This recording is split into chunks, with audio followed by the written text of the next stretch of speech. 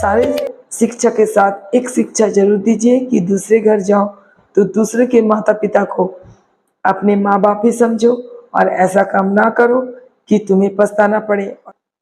नमस्कार दोस्तों, मैं फिर से हाजिर हूँ आप लोगों के सामने बहुत ही सुंदर एक छोटी सी सेंसिटिव टॉपिक लेके, जो आप लोग थंबनेल में देख के समझ ही गए होंगे, लेकिन आगे चल के मैं इसका पूरा मतलब बताऊंगी।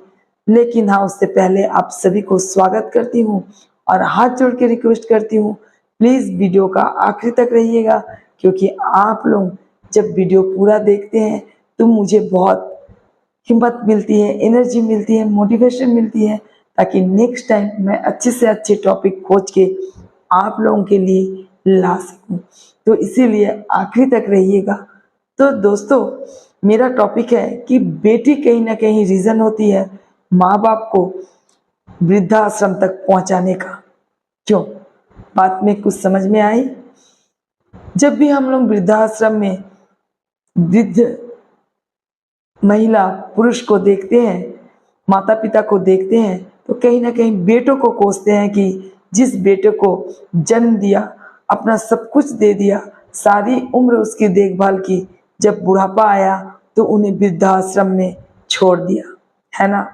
लेकिन इससे पहले मैं ये कहूँगी, इसका रीज़न कहीं ना कहीं एक बेटी भी होती है ना।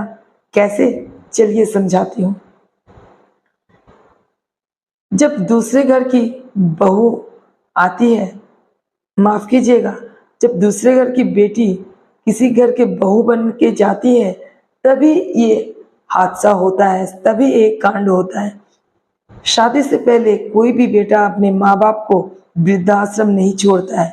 क्यों? शादी से पहले भी तो छोड़ सकता था, लेकिन शादी के बाद ही ऐसा क्यों होता है? जब दूसरे घर की बेटी किसी घर में बहू बनती है, तब ऐसा होता है ना। कहीं ना कहीं इसका रीज़न वो बेटी भी होती है जो दूसरे घर से आती है।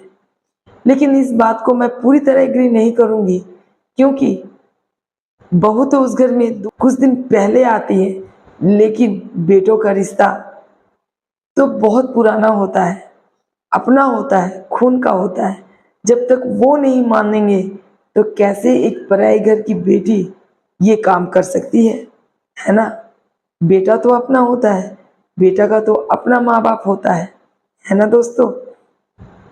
तो मैं इतना ही कहूँगी कि बेटों से माँ बाप अपने हैं, सोच समझ के कोई फैसला लीजिए। ऐसा काम ना कीजिए कि ज़िंदगी भर अपने फैसले पर रोना पड़े। और हाँ, जो बेटी बहू बन के आती है, तो उसे इतना ही कहूँगी कि तुम बहू बन के आ जाई हो, फिर तुम्हारे घर में भी कोई बहू बन के आएगी, तुम्हारे माँ बाप को भी ऐसा ही करेगी, वृद्धाश्रम भेज देगी, तो कैसा लगेगा? तो फिर दूसरे घर जाके तुम ऐसा काम ना करो कि तुम्हें बाद में पछताना पड़े और दूसरे की गलती पर तुम बोल ना पाओ।